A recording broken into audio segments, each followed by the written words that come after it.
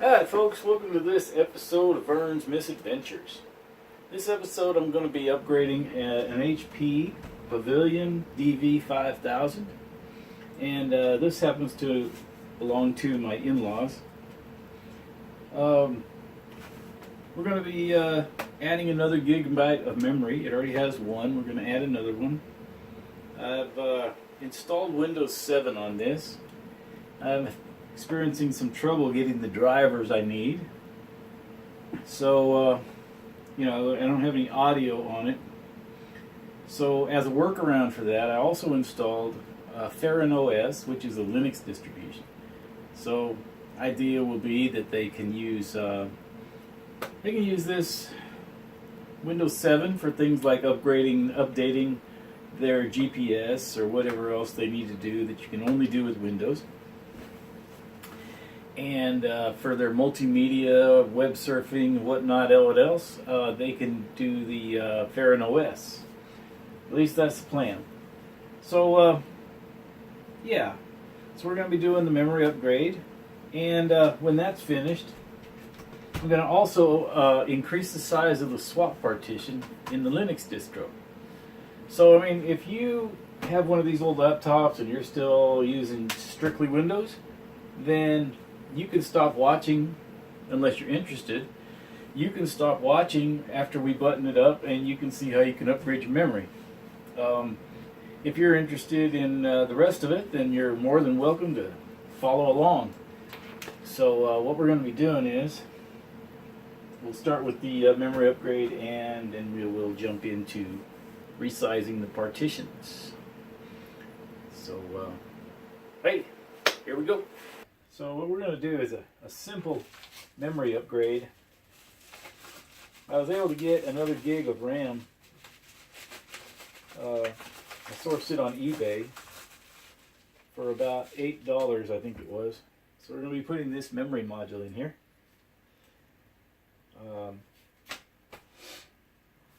be putting this memory module, and then we'll see what we can do. Now this laptop, unlike my little Asus we worked on last time, is not going to need to be completely disassembled just to upgrade the memory like that one was. Now this one here has a little cover right here, so we have to take off, it's like 2 screws, and then we can pop this cover off, and we should at that point be able to remove. It's always a good idea to take the battery out before you work on them. Should be able to get to the memory compartment that way. Should be good to go. So we have our little parts organizer. Not that we really need it, but we'll have a place to put screws if they come out. And we're going to need a screwdriver set. So this one. Yeah, that'd be fun.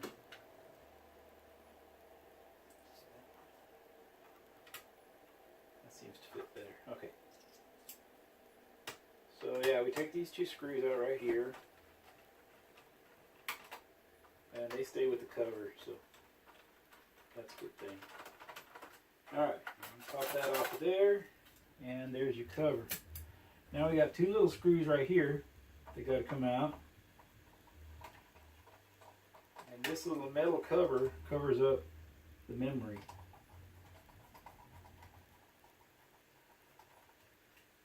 And again, these are captured screws. So the next thing to do, okay, yeah, I'd actually forgotten that I put in, I was able to find in one of my old machines laying around, I was able to find 256 megs of RAM. So I thought, well, something's better than nothing, right? So we actually had 1.25 gigs of RAM in there. So we'll set that aside. So this machine uses DDR 2700, 333 megahertz, sodium. Alright. So there's the memory module. Alright. So as you can see here, You got your locks right here, and you got your slot right there. You have the modules separated, a long connector and a short connector. So get your orientation right by looking at the connector. In this particular one, the short one will go on the downside in our orientation. And so we'll seat it and just push it down to lock it. And that should be installed. So now we have 2 gigabytes of RAM. And we will just put the screws back in. Gently.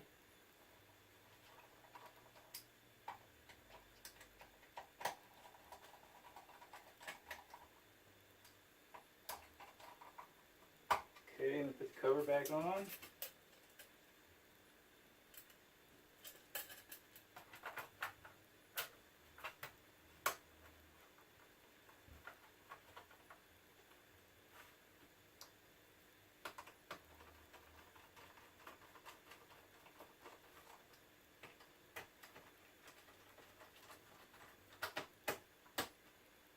Now there are 3 screws that you can actually see on this memory cover.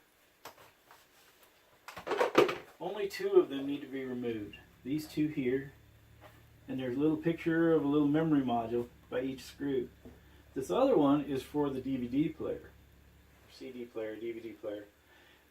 Anyway, that one does not need to be removed to remove this cover. You pull that screw out in order to remove the optical drive. It is a DVD player, by the way. Alright, well originally I had way too much virtual memory assigned in the Windows partition, so I was unable to give my Linux partition as much size as I wanted to originally. So the first thing we're going to do is we're going to shrink the Windows volume to give ourselves a little more room for expansion with the Linux. Green.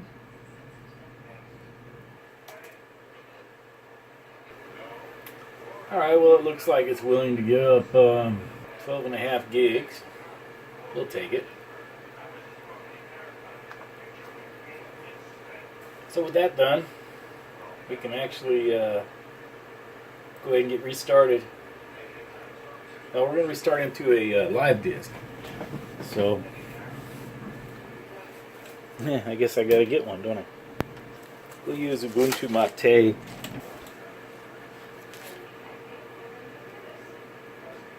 So, that done. Now we can restart.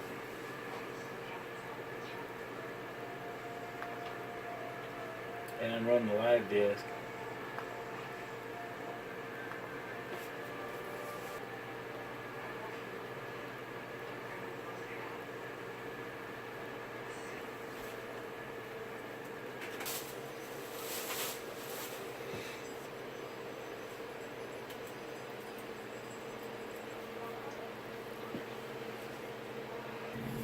In a minute it's going to ask us what we want to do, whether we want to install it or try it. We will select to try it so that it will run in RAM only and not try to install itself to the disk. And then we can use some of the tools from this to resize our partitions of our already installed Verne OS.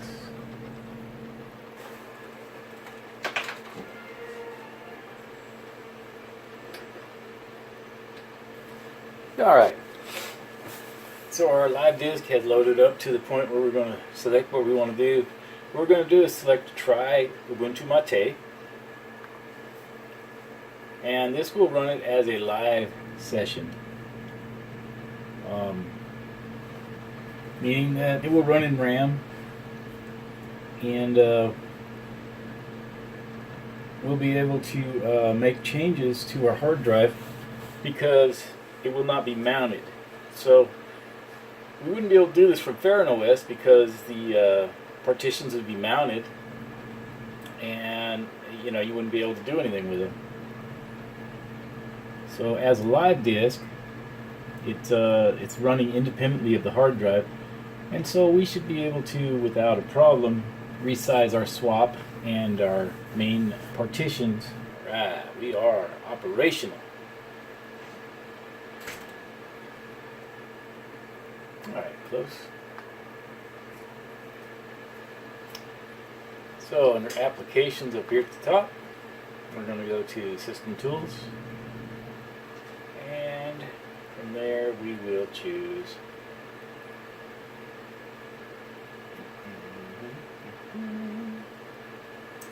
maybe it's under System Administration. Here we are, G part. There we are. So we'll select G parted.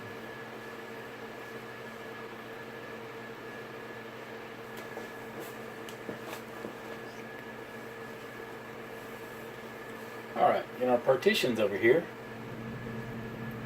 we have the NTFS, which is the windows. We have the unallocated space that we made when we shrunk the Windows partition. We have an extended, and we have, so what we're going to do is actually extend this.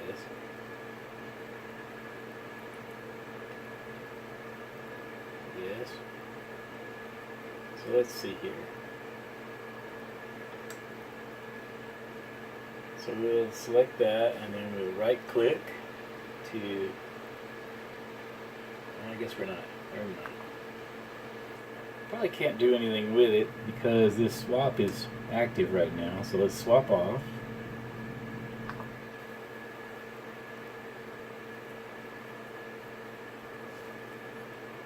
Alright, now this one here, if we could make this bigger. Free space preceding would be 0.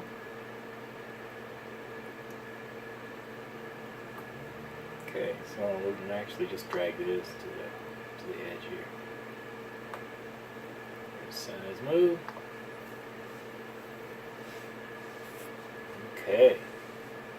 And then we'll go ahead and click on the check mark here and apply.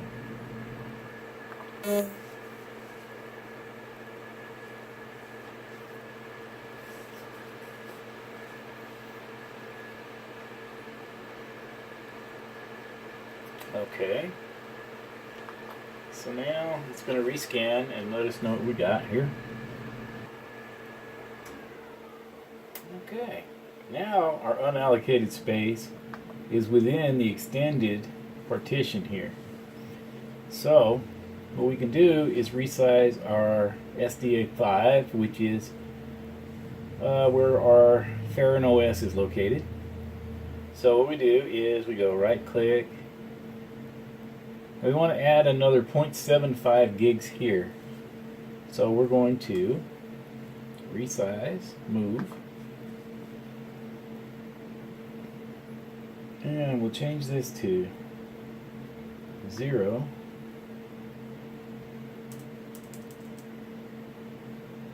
Put a 0.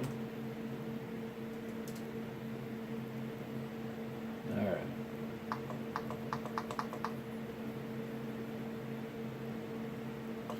So yeah, if we take and drag this over here to all but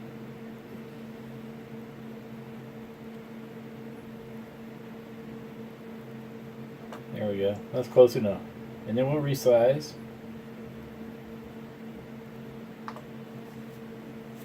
And okay. Okay, so that told us it's risky, yada yada, big deal. Okay, so we apply it. Apply.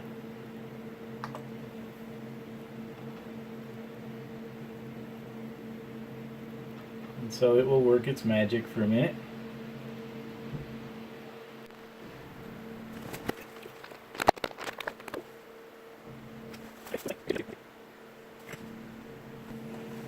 So the reason that we left the 800 megs or whatever at the end here is we're going to be also increasing our swap partition, which was the main goal of this whole operation.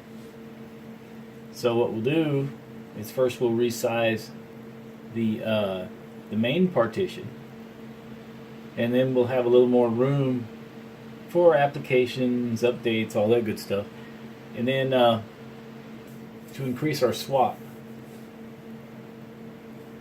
and we'll make the swap 2 gigs, and if we leave a little bit of room on the table, then we can grow it, or we could just leave it. Either way.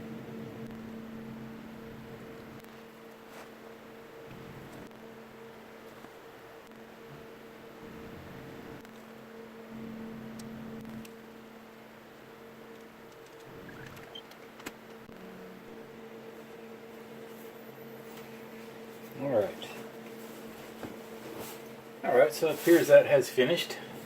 We can click close. So now we can extend our swap partition. So resize, grow, or move, resize, move. And let's see here.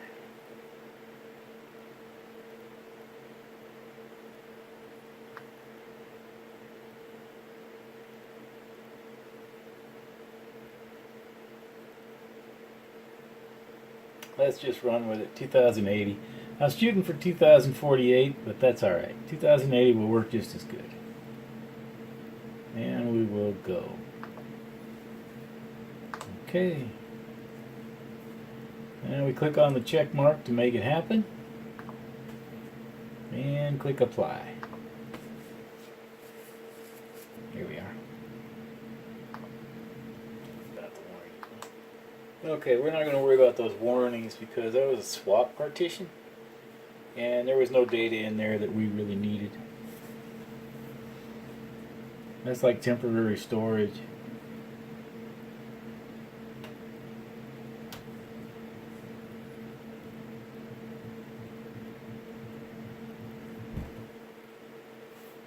Alright, so we could actually go over here, right click and do the swap on now. Turn the old swap back on.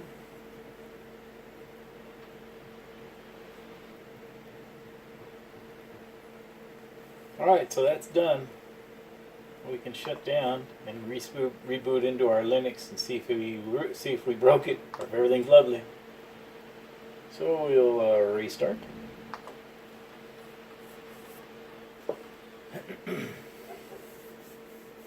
Alright. So we remove the installation medium and press enter. Alright, Verne OS starts automatically.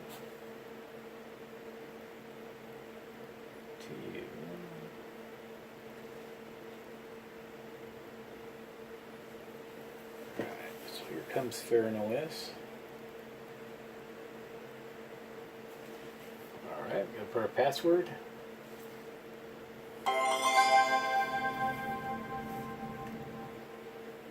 Awesome. So Verne OS is up. We're running the Sierra Mac OS Sierra theme. Let's see what happens when we start a browser.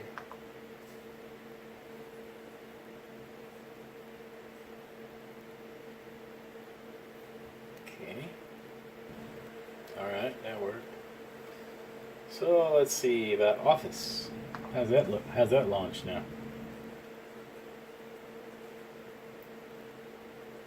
Slowly but surely, maybe.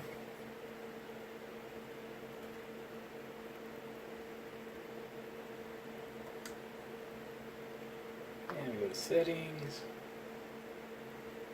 And hiding, we'll go to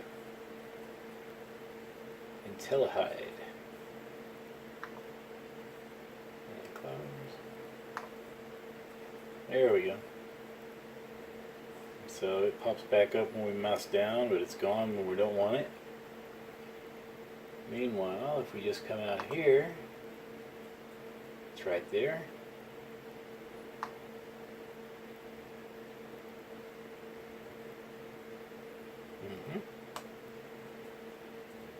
Perfect. Alright, so let's see about a writer document.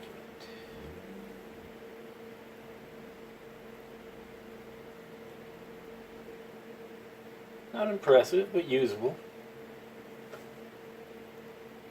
Alright.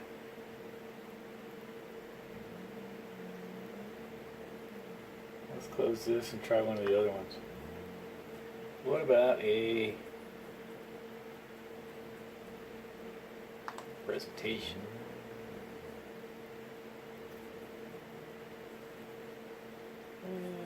Let's use that one just for something.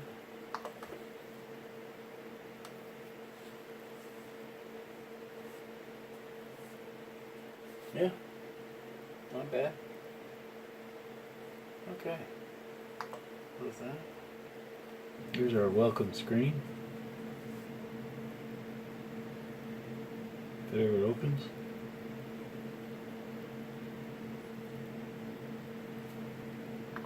Pretty good. Okay, well anyway, hopefully that helps somebody. I showed you how to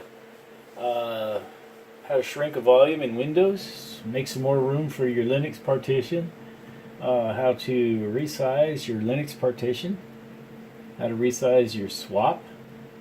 So there was some very useful stuff I showed you there if you need it. And I hope that somebody found it useful and enjoyable. And so with that, I'm going to go ahead and close this video out. Well, thank you for watching. Don't forget to like the video if you liked it, dislike it if you didn't. Leave me a comment or a question. And please subscribe to my channel. We'll see y'all later.